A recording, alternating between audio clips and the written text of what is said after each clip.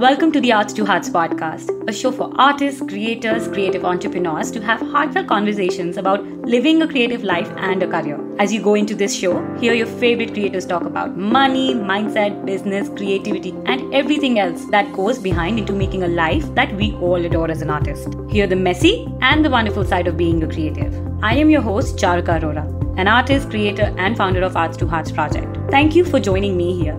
Let's jump right in.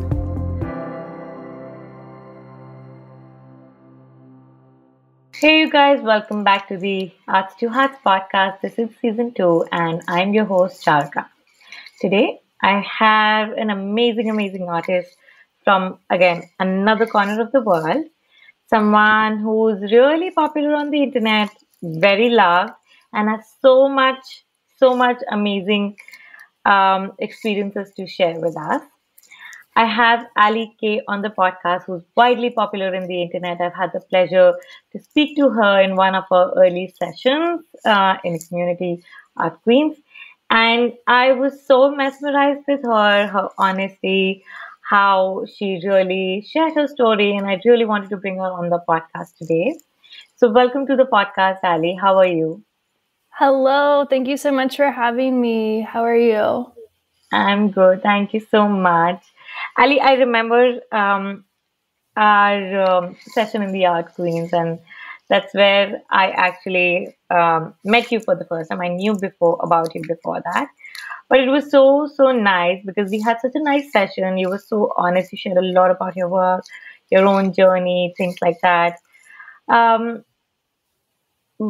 before we go into any of that, can you, for anyone who doesn't know you or anyone, just to introduce yourself, who you are, what you do, would you like to introduce yourself on the podcast once?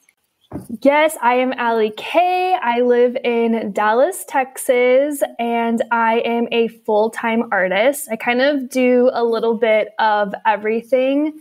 I started off actually painting canvases and globes out of my kitchen apartment. And it kind of grew into, I started off as what I thought was going to be a hobby. And my husband even was like, oh, this is a cute hobby. Like, you need to get a job. But then I started selling my artwork and my friends were paying for them. And I'm such a giver. And so I was like, no, you don't have to pay. And like, no, like, this is a business. So I'm like, is it? And they're like, yes, it is. And so they started paying me. So I definitely thank all of my friends who supported me at the very beginning. And they really pushed me to be like, okay, this is a business. And so I started my business painting canvases and globes. And I was like, okay, how do I prove to myself and to my family and to everyone around that I am like a true business? And I knew that I couldn't sustain what I was doing with just like making little cards and canvases like that. You would have to sell so many, do wholesale, something like that. And I just didn't know that world back then. That was 7 years ago when I started. So I was like, okay, I'm going to get into the wedding industry. I had just gotten married. I know that there's so much money into wedding and invitations. I was like, I'm going to start that. So I started doing calligraphy and wedding signs. And I really was known for that in Dallas, which was really great. And that's where I really learned how to network too, was within the wedding industry. I really realized that I wasn't networking to brides. I was mostly networking to the other wedding industry companies. So like the florists, the photographers, the wedding planners, things like that. And that's, my business just skyrocketed when I realized that was the key to networking versus trying to focus on the brides. So I did that for a couple of years and I grew out of my kitchen apartment. So I moved into a studio. As a studio, we have a thing called Craigslist here. I don't know if that's not like worldwide, but it's essentially like an eBay or whatnot, but for anything and everything. So I found my first studio off of Craigslist. It was ratty. And I was like, my husband was like, I don't know about this. I'm like, no. It just needs a good white paint and we'll make it work. So I painted it. I asked my landlord, like, hey, can I paint a mural on this wall? And he's like, yeah, like this is your space. You can do whatever. And I was like, awesome. So I painted my very first mural. I had no idea what I was doing. I think I painted it in Sharpie, like didn't even use like the correct paint. I was just like, okay, we'll just paint this up on the wall. It was kind of like weird, like taboo, because you've always been told like, don't paint, don't write on the walls, like don't do that. So it was a weird feeling of like, okay, I'm just going to write on this wall. But I did, and I posted on social media, and very, very long story short, now I've painted over 100 murals all throughout the US. Wow. And have now grown my business into a six-figure art business, which is really great. And just love to be able to share the story that there is no such thing as starving artists, because that's what I grew up with. And through the early years of my career, when I was like, oh yeah, I'm an artist, I would still kind of get that like, oh, you're an artist, like, oh, you're relying on like your husband's income, or oh, you're one of those starving artists and not doing anything. But I love to be able to kind of break that stereotype and be like, yeah, I'm an artist. And, I own a six-figure business. Yes. Yeah. I make more money than my husband. So it's a great. That's so amazing and so inspiring. I mean, like you made it sound so easy, but I'm sure it wasn't that swift and smooth. But before we go into that, tell me something. Before, like in the beginning of the story, you mentioned from the point where you just started it as a hobby. What were you doing before that? Were you anywhere interested in the arts, like in doodling, drawing, or like, were you the artsy kid before that? So before that, I had just graduated college. So I graduated with a marketing degree from UNT. It's a college here in Texas. And I could not find a job whatsoever. It was kind of like the Hunger Games when I graduated. Like all my classmates were going out for the same jobs. And I, at the time, just like didn't have enough experience within the marketing. I always kind of took I'm going to be a nanny route, or I interned at a mom and pop shop that I've grown up with, and I helped them. So it wasn't I never worked in the corporate world ever, which is really weird to think about. But because I didn't have that corporate world experience, it was hard for me to get a corporate job. And at the time, I was really defeated. I was like, oh my gosh, what's wrong with me? Like, if the people would just give me a chance, I know I'm so great at this. Like, they don't know what they're missing. And I was just, now looking back, as like, I now know why I didn't get those jobs. So I wasn't made to work for someone else. I was made to work for myself. So, yeah. Do you think like your experience and your degree in the marketing also made it quite possible for you to live a life like this, to be self-employed, to grow your business? Because it's a lot of effort of promotion and putting yourself out there. It is. And there was one year where I came to my parents. I'm like, I'm so sorry. Like, I'm not using my marketing degree. Like, you spent so much money for me to go to college, and I don't have a marketing job. And they're like, what are you talking about? Like, you market yourself every single day. Yeah. I was like, yeah, I guess like subconsciously I do that, but I'm not like using like, I never made like a business plan or a marketing strategy, like all of like the really textbook stuff that I learned in college. I feel like I don't really use. I had one class in college that was about how to build a website. And I was like, this is so silly. I'm never going to have to build a website. Like, this is pointless. And so I had a really good friend that was taking the class with me. She was really great at that stuff. And so she helped me a ton through that. But now I wish that I would have actually paid attention in that class, because I actually do build websites now. Wow, you do? Well, I build my own website. So not like anything, it's like Squarespace, things like that. But I'm like, oh man, I could have done something way cooler if I would have paid attention in that class. But I also think like it's also, I think it's a lot of times it's just not the direct skills, but also subconsciously whatever path of degree, let's say, learning that we take at that point, even if we're directly not consuming that knowledge, but we're always subconsciously consuming that knowledge.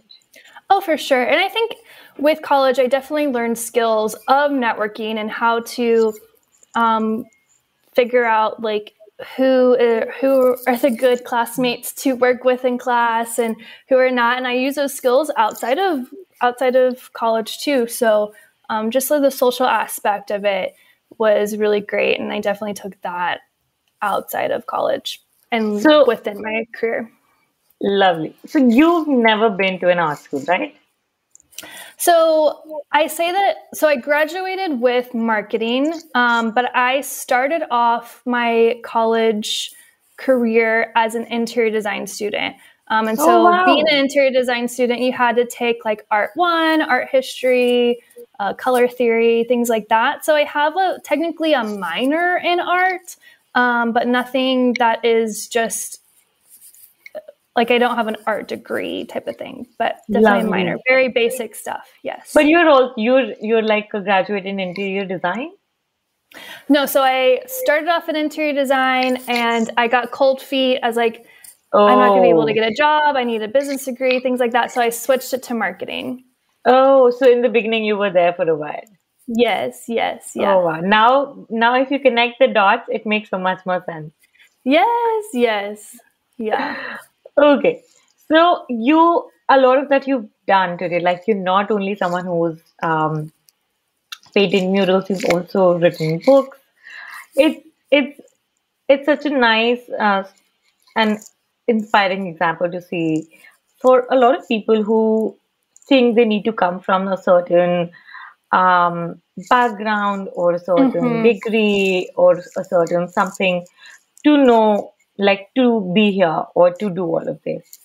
Will you share your journey about how did this pan out for you? A lot of work that you're doing today, you've done like murals, books, you do so many other projects.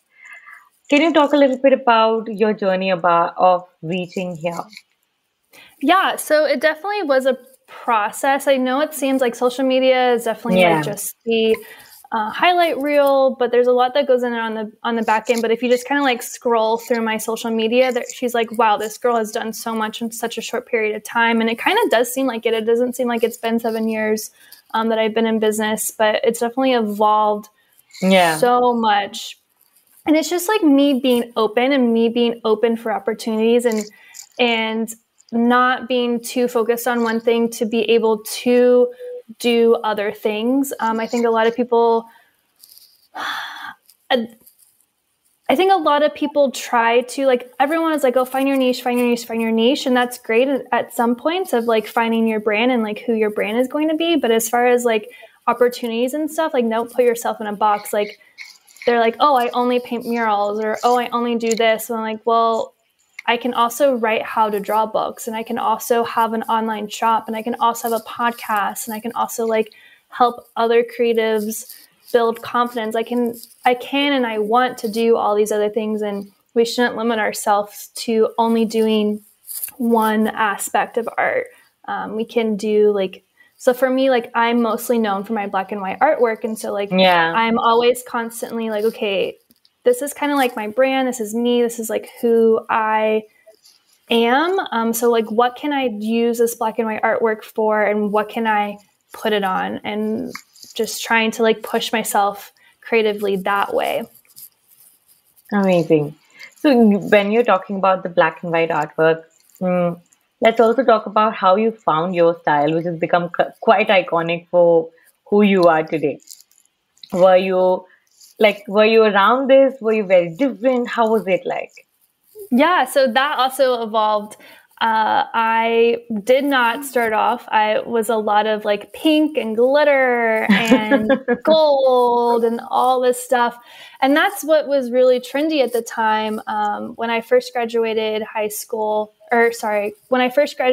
college, I was looking at Hobby Lobby and all these signs. I'm like, oh, I can make that. And so that's what I did. And so that was really in at the moment. But during those like first couple of years outside of college, I was by myself a lot. My friends all had 9-to-5 jobs. I hadn't had a 9-to-5 job. And so it was just me and my cat. And I really got to know who I was. My wardrobe changed. I wasn't, because I think like when you're around other people, you definitely tend to attract what they're wearing or what they're doing and things like that. And so when I wasn't, and it was just me, I started to really find myself in what I personally liked. And I found my style looking around, like, what am I personally buying? What am I styling my house as? What am I comfortable in? And it was really just neutrals, black and white, like I'm really drawn to textures, things like that. And so I would do all of those canvases for other clients that were the pink and the glitter. And like afterward, I would just feel drained. Like they loved it and it was exactly what they were wanting. But for me, I was like, this isn't that great. Or like I stopped painting on canvases because I hated painting on canvases. And so I slowly just over the time was like, okay, I'm not going to paint on canvases anymore. I'm only going to do paper, or I'm only going to do wood panels, and just slowly kind of adding that into my business. And finally, when I was making my own art, it was only black and white stuff. And so I would make that stuff for me, post it on social media, and people were drawn to it. So every aspect that I am doing and have been doing all stemmed from creating it for myself first. Wow, amazing. Now, when a lot of your work is also commission based because you're a mural artist, a lot of people commission you. What is your, I'm going to have a lot of technical questions now because I know a lot of people struggle with these questions. Like, when you're a commission based artist, you have a very iconic style. And, how do you maintain like a portfolio that also gives you enough opportunity to take, more projects and show like what more you can do, but also let you maintain a style that's very you. And I think you do that very well. Yeah, you definitely don't have to show every single thing. That's the great about Instagram is that it is literally just a highlight reel. I only post what I want to highlight. There are so many murals that I've done that it's just like every color under the sun. And I'm like, well, I really don't want to be known for this. So I'm not going to post it, or I'm not going to post it as much. I've definitely added way more color over the past year, couple of months, really just because, it's always great to evolve. It's always, again, like, don't put yourself in a box, like if you're only going to do black and white artwork. And so it's just like, okay, I'm going to do black and white, but maybe pops of color here and there. And I still feel like it's pretty true to myself of like the elements that, like, for example, I just did a mural this past weekend, and the flowers were black and white, but then everything around it was color. So the flowers that I'm most known for are black and white, so that still stayed true to me, but then adding that color for the client. So it was a good, like, just blend of both parties. Yeah. Okay. When it comes to business, I think that's something that you have a lot to share about because you you knew nothing, and then from that you built this business, and you've also become widely popular on the internet. Let's talk about that side of your work. Yeah, no, I kind of nerd out about the business side. I personally really like doing it.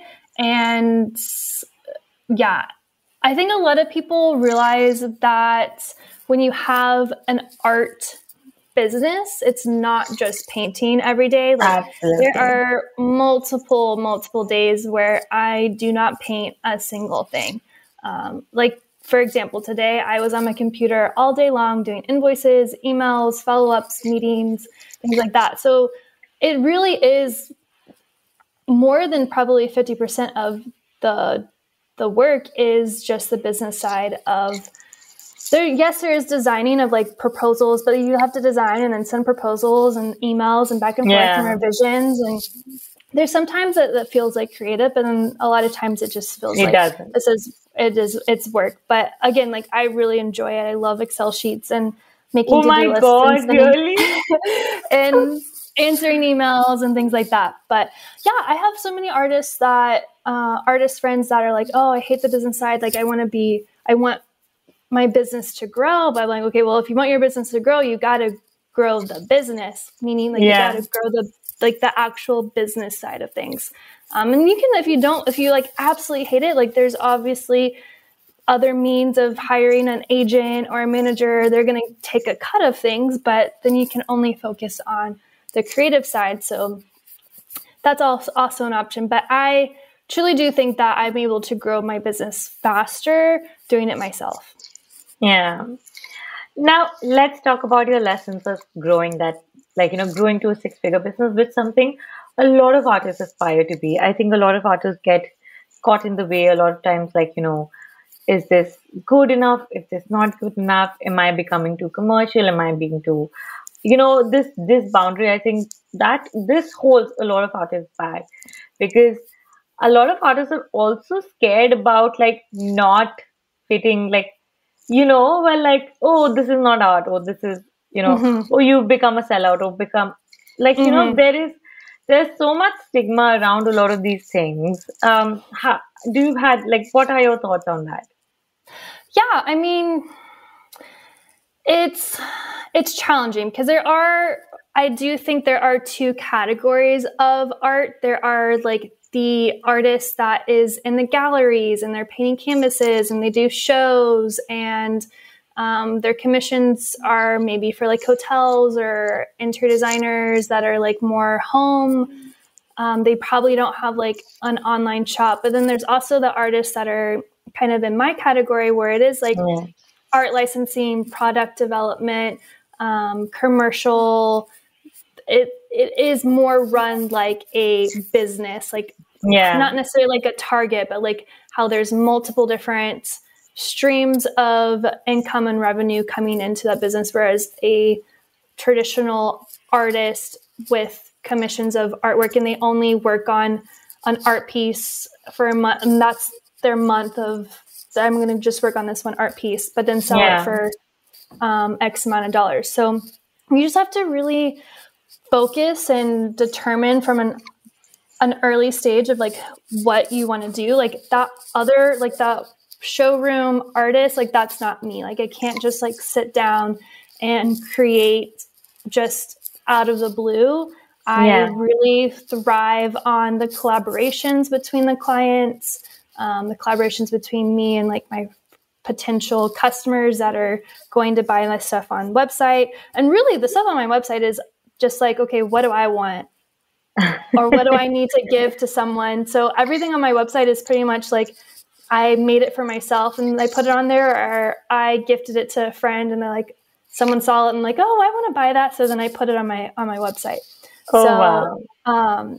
yeah, I think I saw that it was easier to grow and easier to have a salary when I set up my art as a business. I sometimes Yeah. even really like think of myself as a business person, more so as a business person that knows how to design, essentially. Yeah. Oh, wow. I love when you put it that way. Yeah. When I was going through your website, something that I really loved, you did this collaboration and you had this long, beautiful veil. Can you talk about that project? Because I was stunned. I loved it. Oh, yes, the wedding veil. Yeah, that was an amazing collaboration. I have been very fortunate, and just being authentic on social media draws people in, and they feel like they know you and they want to work with you. So that collaboration came to me like that. I had no idea that that could even be possible. So that came to me through my inbox, and she's like, "Hey, I love your beautiful artwork. Can we put this on veils?" I'm like, "Yes." Also, you are like 3 years too late because I wish I had this for my own wedding. But yeah, that was a beautiful, beautiful And very collaboration. different. Very different. I don't think Yes, I see very, a very lot of different. artists do this. Yeah, that was also one of those like projects that I was just like so excited about, and I probably would have done for free. And was like, I just want to have this. Love it. I definitely like undercut myself on that because I didn't Yeah. want her to say no. But just being able to have those veils for a lifetime is definitely worth it. And being able to be a part of other people's weddings is definitely worth it. I Wow. definitely think that there should be a good balance of projects that are just good for the soul. I think that's what helps. Yeah. Kind of like that question that you had earlier, of like, how do you not feel like you're kind of settling or conforming to society and whatnot of like being a business. So I try to really have projects yearly that are like, okay, this is just food for my soul. Like, I'm just going to create this. I would do this for free, but I'm still going to charge you for a little bit. But that was definitely one of those projects where I'm just like, this is why I like being an artist, because I'm able to create stuff like that. I love that because I think when I saw your website, I was so stunned because, we all see artist collaborations, product lines, Yeah. and everything, but this was something really out of line and very different and Mm-hmm. still very you. And I was like, how? I mean, it's such a beautiful integration of also seeing how our work can be translated in several Yes, in different so mediums. many different ways. So that you don't Yeah, even think of. Yeah. And yeah, to go back on like a good thing to like really think about is like it's not all about like the ROI, like the return on investment, like yeah, how much money am I going to make? I just had a talk with at a conference and she's like, "Well, I don't think I'm going to make this much money on this project." I'm like, "Yeah, but look at the outcome of like the people that you're going to meet and the other businesses that could be attracted to your work because of this project." So I definitely look out for those projects all the time. If it's a low budget, I definitely see, if I see potential and it's like a low budget, I'm still always going to take it. Or if there's like no budget, I'm still always going to take it because I know that there's value in the marketing and the outcomes that will come from that project. love that. Now you also have like like your own personal online shop. You'll also talk about your books, but before that, let's just also talk about your online shop, which is quite extensive. You have quite a good product line. Now, a lot of people, artists want to, and I feel like online shops are a great way to, have control, no matter if you're a fine artist, illustrator, commission, whatever work that you're doing. But if you have access to something that's in your own hand, you can also, I feel like it's a great avenue to play. Like, you can always experiment and do Mm-hmm. all of those things. But a lot of people struggle with growing an online shop today, especially Mm-hmm. because the market has become even more saturated. Also, a lot of times now we have drop shipping services basically for Mm-hmm. anyone who's listening. Like, you don't have to like pack, ship, Yes. manufacture. You just Yes. integrate them on your website and they do everything for you. Now, Yes. can you talk about your experience of setting up your shop, growing it, and how much does that bring stability in your business in terms of financially? And like, let's just talk about that because I know you will have great advices. Yeah, so I knew when I started my art business that having like seasonal artwork and just the people that have an online shop or a storefront, like that is hard work. It's a lot of stress, it's a lot of turnover. And I knew that I didn't want to do that. It's just not who my personality is, not a good match for that. But I was coming out with books. And so I was like, okay, well, I can't just sell books on my website. Like, I might as well have other things. And so that's why I started off with just doing little art prints and t-shirts. And then, like I said earlier, it has grown so much because I'll either make something for myself and then someone sees it and they're like, oh my gosh, I want to buy this. And I'm like, okay, I'll make it. I started getting burned out because I would make it because two people would say that they would want to buy it. So I'm like, oh, I mean, I have to make this now. And then those two people never showed up and I sold like three. So I was okay, oh well, my God. I'm never doing this again. So the minute I discovered drop shipping, it was a game changer. I was like, oh, well, this is perfect. I don't have the only upfront cost is me ordering samples or me ordering stuff for myself and seeing if I like it. And then just adding it to my website. It's so easy. If someone is listening and they want to open up an online shop, please do drop shipping. And time is money. And so I was Yeah. wasting so much time doing orders and I hated it. And I was like, okay, I either need to hire someone, which costs a lot of money, or I just need to do another or I just need to not do an online shop, or I need to figure out something else. And I'm glad that I found drop shipping. Yeah, But and yes, I think a lot of times people also, we get discouraged because yeah, definitely. you expect something, it doesn't show up. Like, let's say the people that were Yes, encouraging, and then they don't show up, yes, and you're relying yes. on them, and you're like, okay. Like, hello, And yeah. it's very heartbreaking. I did Yeah, this for you. I know. But with drop shipping, like you can literally sell one and Yeah, it's fine and no one would know. yeah, And it yeah. just like saves up so much time in your house and things like that. But my online shop is definitely passive. So I think what has definitely helped grow my business into a 6-figure business, and I've only been a 6-figure business for the past 2-3 years out of the 7 years that I've been in business. So it definitely didn't happen in the early stages. It just really happened in the later stages. But it was when I started to really kind of hone in on my passive income streams. There's one person that told me that most millionaires have 7 sources of Seven. passive incomes. And so I was like, okay, that's a perfect goal. I'm nowhere near $1 million, like not even close. But it was a good kind of like, okay, like goal and like, okay, how can I stretch Alli K to be 7 passes of income? And it was it's been a really good challenge. And so just trying to have different things it's just so hard to have a creative business and only have like 1 or 2 streams of income.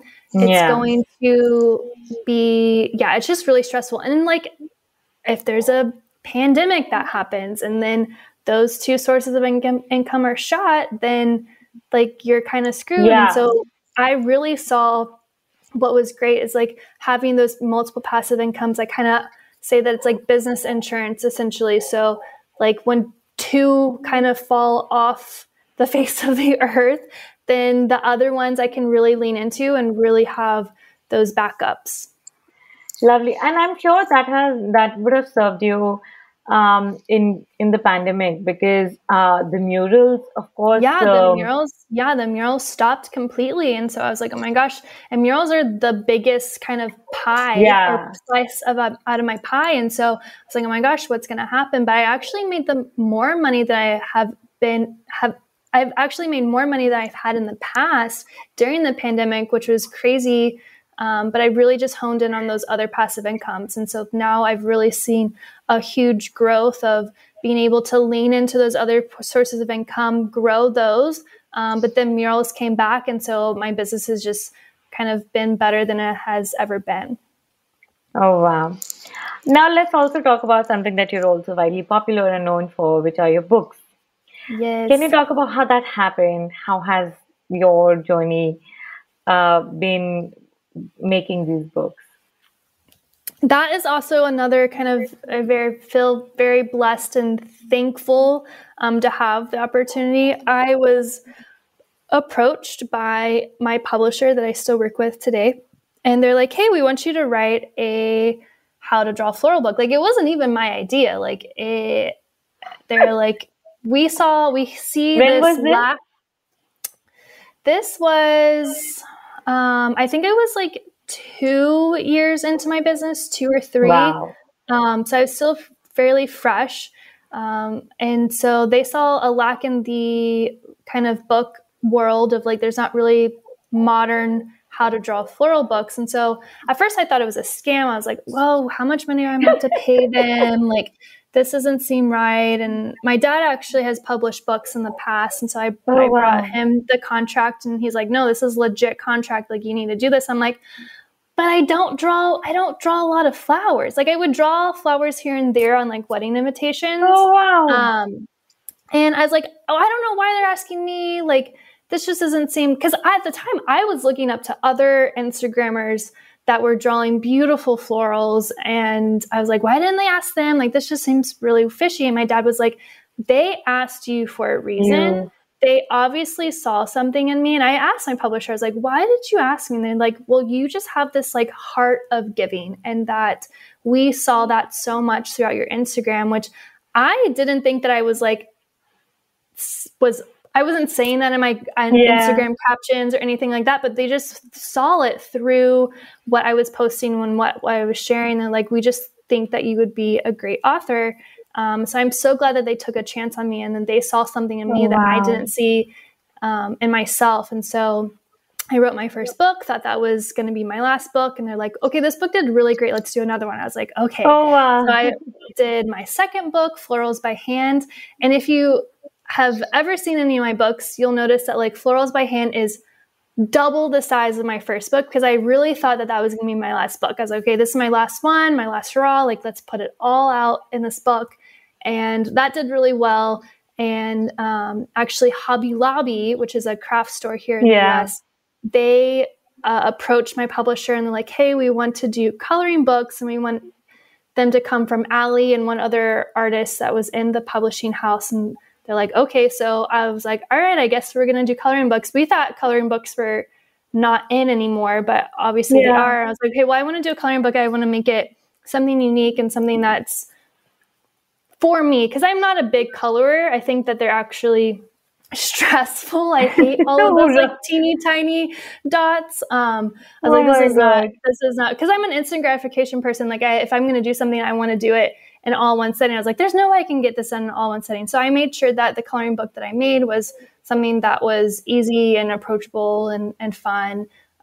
So I did that. Then during the pandemic, I did kids books. I really saw a need for all of these parents that were now having to homeschool all their kids. I'm like, okay, let's do some kids books. So I came out with 3 kids books Oh, during the wow. pandemic, kind of back to back, which was 3. a little crazy. Yeah. And then another in coloring book, just because my first one did well. And now I'm coming out with another coloring Oh, book. God. So there's like And books all over the place. there is, and I just signed a deal to do 2 more books Oh, this week. wow. So yeah, I don't think I will stop. I've now stopped saying this is my last book, because I'm sure I there I shouldn't don't be think, any loss. yes, I don't think I will stop writing books anytime soon. So I'm very, very Oh my pleased God. to be able to. And I actually had a conversation with my publisher this afternoon, and he's like, we could ask any publisher to do these kids books or do another coloring book, but like, we ask you because you're so easy to work with, and things like that. So it's super just having a good spirit about things, staying positive, being easy to work with. Like, those are really great characteristics that you need to have in order to have definitely a lot of possibilities. So Yeah, that's true. Out of everything that you do, I also have one more question. Then I'll ask this actually. You have one of the most unique podcasts. I have to say that. Can you talk about that and what I mean? I was when I figured and I got to um like know about your podcast, which is Breakfast with Sis. Who's your yes. sis in that? Would you like to share? So I'm Sis. Okay. I do a podcast with my dad. Yes. Uh, we've taken a break during the pandemic. It was really hard for us to do a podcast. It was just every week it was the same old, and so we took a break. And hopefully, our lives have been so busy, so we're trying to get back into getting into the groove of doing it. But we still do breakfast every Saturday morning, and so I've been having a breakfast date with my dad since I was 13, and now I'm Wow. about to turn 31. So it's been a long time, a long tradition. And so one day we're just like, these conversations are really great. We should probably start a podcast. And that's exactly what we did. So we have just been recording our Saturday morning conversations, and it's truly raw, and we never know what we're going to talk about. We sometimes have guests join us for breakfast, but we typically do it at a Chick-fil-A. That's another reason why we had to take a break, because Chick-fil-A's were closed. It's a fast food chain here in the US. But yeah, we just have genuine conversations about life and ups and downs and our highs and lows and what's going on in my business and what's going on in his business and things like that. So What does your father do? So he actually is just got a new job, but he used to work at a tax firm for HR, like, but he calls him chief people officer because he likes to develop people. So Oh it's wow. essentially like every job that he's had, it's all based around like helping and developing people. Oh wow. So I do feel like your dad has a lot of influence in you and he's Oh, been definitely. Yes. My best because it's mentor. oh wow, that's so nice to hear. Because breakfast with sis and I was like when I was going to I was like this is so cool because very different and I I know. what that's what I think I go ahead. Yeah, he calls me sis. That's where it comes from. Yeah. Really? Yeah. Since my brother was born, he's always called me sis. So it's like short for sister. Wow. And that's what I really liked about your work is that whenever you do something, you can see that you do it from a place of very playfulness. And I think that is something that when we go into business and then we are doing all of these things and everything goes like your successes, investments, business, all of Mm-hmm. those things come in. Mm-hmm. We often forget to play. That's Yes. that's the whole point of why we started this, why we chose this Yes. path. Yes. How do you keep yourself? How do you keep growing your business, but also not take yourself too seriously in this process? Oh man, you can't. I definitely think my husband plays a good part into that. He's a big kid in an adult body, so he's constantly just making me laugh and just making me remind myself that not to take myself too seriously or that life just can't be taken too seriously. I'm a very stressful person, so I think Really? trying to. Oh yes, oh yes. Um, yeah, therapy helps with that, but also laughter helps quite a bit. So, I mean, there's just Find a some things husband where who you makes you just laugh. kind of, yes, find out what makes you laugh or laugh at yourself, things like that. So, a friend that makes you laugh. But yeah, like I was always like, caught up in going to live life after my to-do list was done. And I like looked up, I'm like, okay, my to-do list is never going to be done. So it's just a never ending wheel. So that was a big wake up call of, okay, you need to stop. Like having your own business, you have the ability and the pleasure of making your own schedule and being your own boss. And so I'm sometimes too hard of a boss on myself, but trying to remind myself that I do have the privilege of being able to do what I can and when I can and how long and how much. And it's something that I Yeah, forget about all the time, but trying yeah, to live life outside of work is definitely always the key kind of goal in front of my mind. I love that. I think when you go into business and when I think this is something we learn like this is the high that you get before you get down because Yes. like we sometimes I think we all anyone who gets into business we all experience that dip that you lose yourself in your work and then there's one day when you wake up and you realize like even to grow this you need to first get out of it. Yes. Yes. Just do it. Just do it. Yeah. Okay, my last question and then we'll jump into the rapid fire. Okay, Fun. which is you have grown your business. You are definitely great with what you do, not only your creative side, but for your business side. Um, what is that one thing that you think, especially anyone who's listening, because a lot of artists have same desires as I'm sure that you're making possible too. And I think what I really absolutely admire, when you do something like when I see you do things, it inspires me and it makes it believe me that if she can do it, then it's also possible for me. But again, with social media now getting on our nerves a lot of times, and you've been widely popular on Instagram, let's also just touch upon your journey of Instagram and how has that helped you and how you approach it so that anyone who wants to have or has similar goals can do that. Just in general, my question is what has helped you the most and what can people who are hearing right now pick up so that they can move the needle for themselves and go chase the dreams that they have. Yeah, definitely. Not to be like a Debbie Downer of this question, but I think definitely like knowing that Instagram is only a highlight reel and you only Yeah, see certain aspects of one person's life, and realizing like everyone's journey is going to be different. different. So like for me, like I don't have kids. I It's just me and my husband. I've been with my husband since I was 14, so we're definitely not in like the Wow. heart.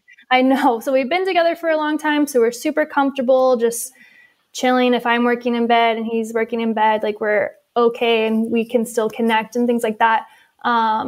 But yeah, so I don't have kids. I've been with my husband for a while.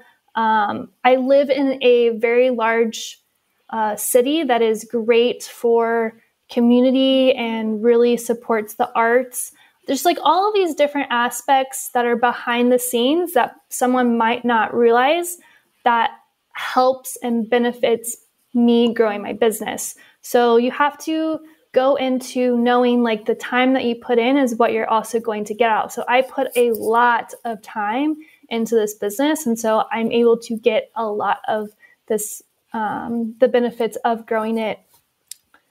And yeah, so I put a lot of time into it, which makes it seem like I get a lot out of it, if that makes sense. No, it absolutely So does. that's definitely like, yes, like dream big, but also I make can't. sure that you set up your, what's the word? Dream big, but also know like, not like your limitations, but just like know that there's so many other things that go into dreaming and going into making plans in your business, and making sure that you also set those up, and also knowing, okay, like I want to be like Alli Koch, but I live in this small town that doesn't have a lot of walls available. Like maybe move to a bigger town, things like that. Yeah. So, but yeah, Instagram is a really, really great tool. It's a love-hate relationship for sure. You feel like you kind of have to like constantly like feed the beast. Yes, But I've actually made like some of my best friends off of Instagram. So like I the magic agree. definitely happens once you get off of Instagram. A lot of my business does come from Instagram because they have seen my Instagram, but they've also has come from word of mouth of like, yes, they might have known me from Instagram, but like, for example, I got to deal with Fossil because they were in a meeting. Fossil was meeting, and they're like, hey, we should do a mural. And so one girl was like, oh my gosh, I know this girl on Instagram. They showed my In portfolio, profile. and they were like, oh, she's great. Let's book her. So Oh, definitely the magic wow. happened. Yeah. So definitely like, you definitely want to be top of mind.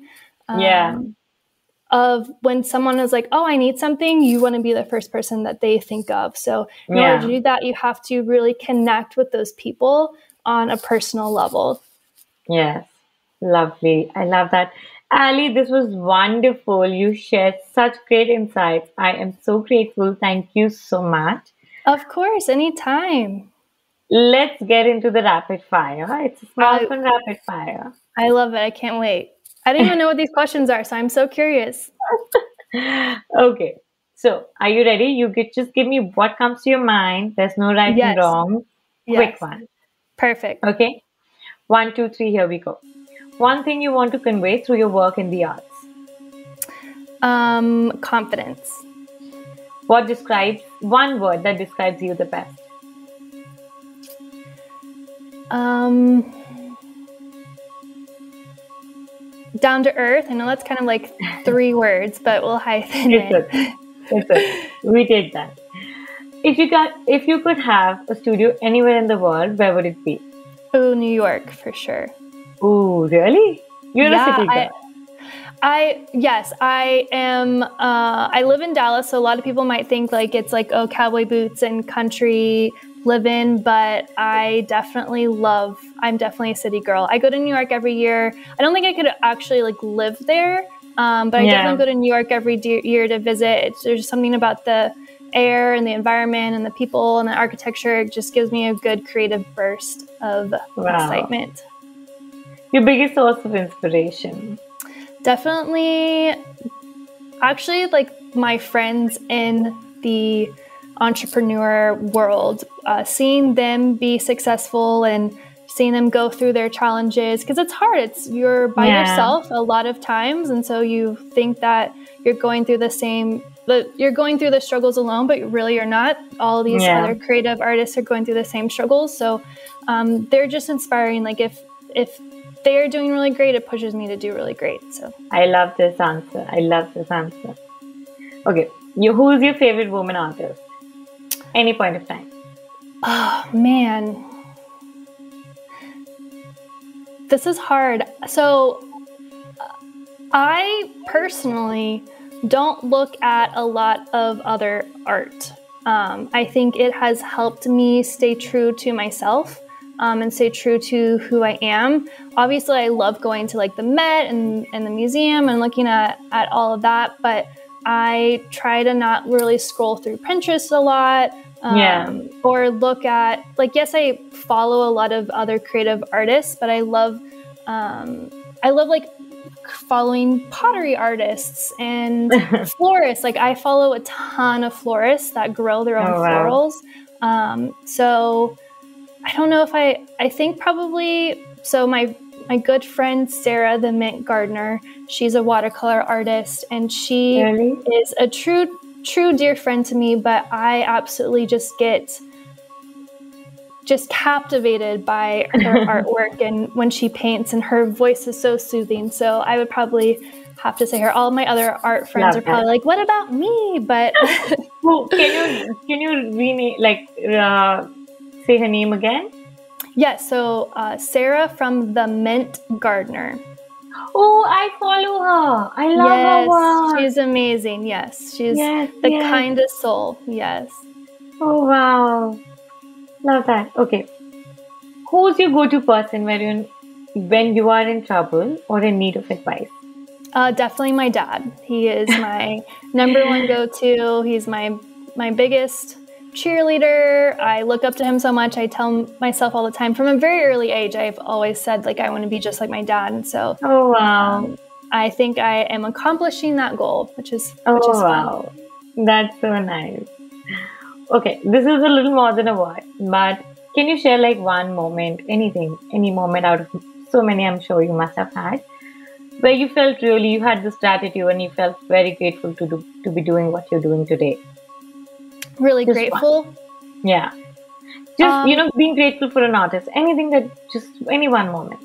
Yeah. So when I was traveling to Europe, I went to Rome and I'm visiting the Colosseum, and me and my husband are taking photos. And then this girl is like, out of the blue, she's like, oh my gosh, are you Alli Koch? And I'm like, yes, I am. She's like, I follow you. You are so inspiring. I love that. And that was like a goosebump moment for me, really realizing that like, it's not just me behind the phone or behind my computer in Dallas. Like my art and my books is a global reach. Like that is just like, I have goosebumps really just talking about it right now, that there are people all over the world that know who I am and that look up to me and that I'm helping build their confidence. I have so many opportunities of things that I can help people with my books, and I get so many messages of people saying like, oh my gosh, your books have helped me and now I have my own business. So it's just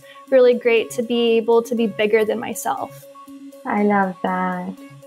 That's so admiring. Okay. Shout out to an artist you're currently loving on social media. Okay, so since I shouted out my good friend Sarah from the Mint Gardener, I'm going to shout out my other good friend, Colleen. She's Colleen Elizabeth. I'm pretty sure her Instagram is either Colleen Elizabeth or Colleen Elizabeth Art. It's really sad. I probably should know this. I never look at her Instagram name because I just know that it's her. But she is a phenomenal artist. She does beautiful paint by numbers, and I don't know how she does it. She's really great. So amazing. I always love following her. Can you DM me her profile? So I will link all artists that I know mainly, the Mint Gardener. Yes. but I will also figure this one out, and I can't wait to check out. And anyone who's listening, guys, please, you can find all the artists Alli has mentioned in this podcast on the show notes. So you go check out both of them. Yeah, it's and Colleen Elizabeth _ Colleen. art. Yeah. Perfect. Okay, my last rapid fire question. As a woman entrepreneur, what's that one advice that you'd like to give to people who are coming behind you, who are just starting out, who whatever? I mean, one advice. Yeah, so my best advice that I was given, and so this is the best advice that I can always give, is my dad saw that I'm very perfectionist, overanalyze everything, overguess everything. And so my dad one day came to me and he's like, you know what? Like, if it was perfect, it wouldn't look handmade. And the minute he said that sentence, it was a game changer in my head. I was like, oh my gosh, you're right. Like, people are hiring me because they're wanting a handmade piece. They wanted something perfect. They could have done it on the computer, or ordered a sticker or something like that. So I embrace all those imperfections because it shows that this was a one-of-a-kind handmade piece. Lovely. I love that advice. Oh my God, Alli, this was amazing. Thank you so much. You were quite a pro at this. Thank you. My last thing and my last question before I let you go is, anyone who's listening to this episode, first, where can they find you and support you? Can you tell where they can, on Instagram, your website, anywhere else that you do? And also, if there's anything else that's coming up, any new project, anything where we can support you, please let us know. And we'd love to know more about what's cooking up from your end. Yeah, a ton of things cooking up. I have another book coming out with supply chain issues. I have no idea when it's coming out. So sometime this year. But it's super easy to find. It's Alli, K-A-L-L-I-K Design. That's on allikdesign.com, Alli K Design Instagram, Alli K Design TikTok. My email is hello@allikdesign. So it's super easy to find me. But yeah, I love it when people interact with me on social media. It helps kind of keep that app not so blah, or not so just like a tool, or I don't know. That's the only thing that I keep going back to, that social media, and then not be such a Debbie Downer, is because I am reminded that I can interact with people all over the world. So that's for any person. Like, if you really love an account, like, just always interact with them, like them, comment, things like that. It really does make a difference, and it really kind of boosts our self-esteem and kind of keeps us going on creating all this content for free for other people. Yeah, lovely. Thank you so much, Alli. This was so much fun. Thank you so much. I really had a great time, and I really appreciate your time. Thank you so much. Of course. Thank you. Thank you. I'll see you soon. Bye. Thank you so much for listening to this episode. You can find all the details and links mentioned in the show notes of this episode available on www.arts2heartsproject.com. And if you like this episode, please don't forget to tag us in your stories and leave us a review here on iTunes or any of your favorite platforms. It really helps us to keep the show going. Thank you so much. I'm sending you lots of love, and I can't wait to be back here soon again. Bye.